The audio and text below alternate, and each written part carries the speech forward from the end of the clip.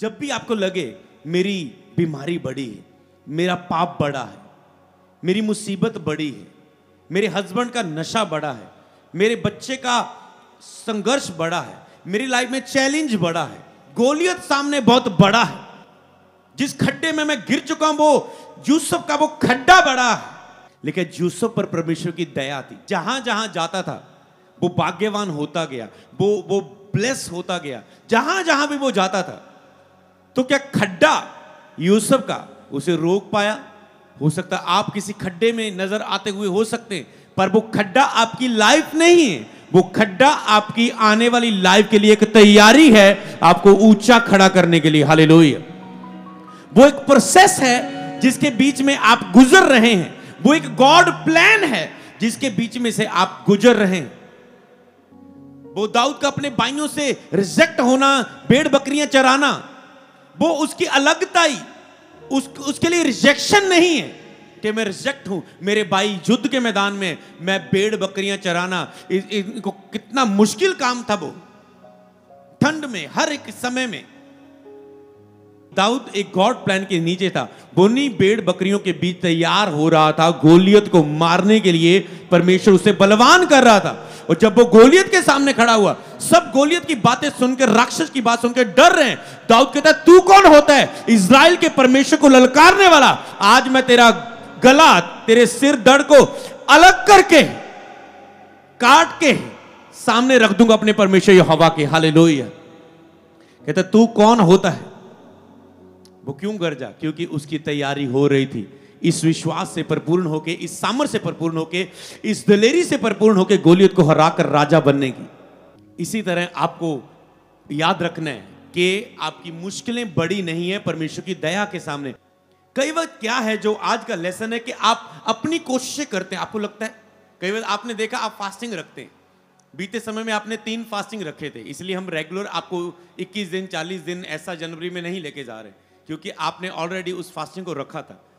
उसके बाद आपने सोचा होगा कि शायद इसी फास्टिंग को मैं और कंटिन्यू कर सकता हूं, शायद मैं और इसमें काम कर सकता हूं, शायद मैं और रख सकती हूं, मैं और रख सकता हूं। पर कई लोगों ने उत्तर पाया होगा, आप वैसा नहीं कर पाए। कितने लोग सहमत है? आपने देखा ऐसे प्रैक्टिकल, आप उतना नहीं कर पाए। सहमत है ना? इसे बोलते हैं कि वो जो फास्टिंग थे वो प्रभु की दया के अनुसार थे आपके लिए। हालेलुया। समझ पा रहे? इसीलिए आपको समझना है। कई बार आपको लगता है मैं ऐसे, मैं नहीं गिरूंगा, मैं नहीं गिरूंगा। आप कोशिश करते हैं पाप छोड़ने की, कुछ करने की, किसी मुसीबत से, किसी संघर्ष से बाहर आने के लिए, पर आप परमेश्वर की दया नहीं मांगते। आप चिंता करते रहते, आप सोचते रहते हैं, अपने विचारों में उन बातों को लेकर घूमते रहते हैं, पर आप परमेश्वर की दया को नहीं मांगते। आज से आप मनन करें, अपने अंदर झांके, केवल कानों से सुने ना, अपने अंदर को झांके। क्या आप जिन हिस्सों में संघर्ष कर रहे हैं, क्या आपने उनके लिए निरंतर प्रभु की दया मांग रहे हैं या नहीं? अपने आप से पूछे। अगर आपको उत्तर आए नहीं, तो आज से पूरा हफ्ता आप परमेश्वर की दया के लिए प्रार्थना करेंगे। प्रभु दया कर, मैं आत्मा से भरूं, दया कर, मैं प्रार्थना में बढ़ पाऊं, दया कर। बस एक ही लफ्ज, दया कर, दया कर, दया कर। जो भी आप प्रेयर करेंगे उसमें दया की प्रार्थना 15 मिनट, आधा घंटा, 1 घंटा तक होनी चाहिए। पर आपको क्या लगता है? आप लगता है कि जादू टूना आप कर रहे हैं, हे परमेश्वर मुझ पे दया कर दे, मैं इससे बाहर आ जाऊं, और शुरू हो जाते हैं अपनी वही शारीरिक प्रार्थना में। और दया को आप एक शब्द में यूज करते हैं। बाइबल में अब जहां भी राजाओं पर, नबियों पर संकट आए, उन्होंने क्या कहा? उनकी दया की प्रार्थना पढ़ के देखना, कितने लफ्ज यूज किए उन्होंने परमेश्वर के लिए।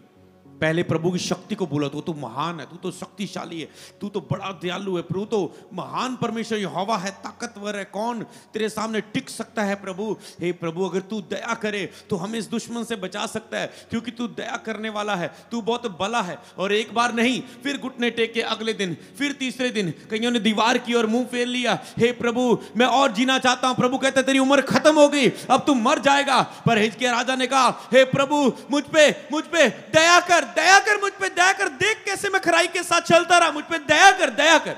उसने कहा मैंने तेरी आंसुओं को देख लिया है, मैंने तेरी पुकार को सुन लिया है, देख तेरी 15 साल उम्र और बढ़ चुकी है। क्या असर था दया का? असर किस चीज का हुआ? दया का। परमेश्वर की दया हुई क्या? उसने दीवार से मुंह फेर लिया और आपको उसने साबित किया, मुझे तेरी दया हो तो ये हो सकता है। चाहे तेरे नबी ने बोल दिया मेरी उम्र खत्म है, पर प्रभु नबी के ऊपर भी तू है, अगर तू मुझ पे दया करे तो मैं बच सकता हूं। देख प्रभु, उसने दया की दुहाई दी। परमेश्वर की एक औरत आई, उसने कहा हे प्रभु मेरी बच्ची को दुष्ट आत्मा सता रहा है, दया कर उस पे। उसने कहा चली जा, तेरे विश्वास के अनुसार तेरी बच्ची चंगी हो चुकी है, दुष्ट आत्मा उसमें से निकल चुकी है। एक कोढ़ी ने प्रभु के सामने दीन होके कहा हे दाऊद की संतान मुझ पे दया कर, हे प्रभु यीशु मुझ पे दया कर, अगर तू चाहे, अगर तू दया करे तो मैं इस कोढ़ से बच सकता हूं। प्रभु ने कहा मैं चाहता हूं कि तू चंगा हो जाए। उसी वक्त उसका कोढ़ खत्म हो गया। हालेलुया। समझ पा रहे हैं? दया की दुहाई दो। अंधे ने पुकार पुकार के कहा हे दाऊद की संतान मुझ पे दया कर, हे प्रभु यीशु मुझ पे दया कर। चेलों ने डांटा, लोगों ने डांटा, चुप कर क्यों चिल्ला रहा है? वो नहीं रुका। उसने दया की दुहाई बार बार दी। एक बार चेलों ने रोका, लोगों ने रोका, 2 बार 3 बार। वो तब तक दया की दुहाई देता रहा जब तक जीसस रुक नहीं गए। ये कहा कौन पुकार रहा है, मेरे पास लेके आओ। क्या चाहता है? प्रभु मैं देखना चाहता हूं। आप क्या हुआ उसके बाद? अंधा देखने लगा। क्या दया हो गई उस पर। उसने दया की दुहाई दी, एक बार नहीं, निरंतर प्रभु की दया को मांगना शुरू करें।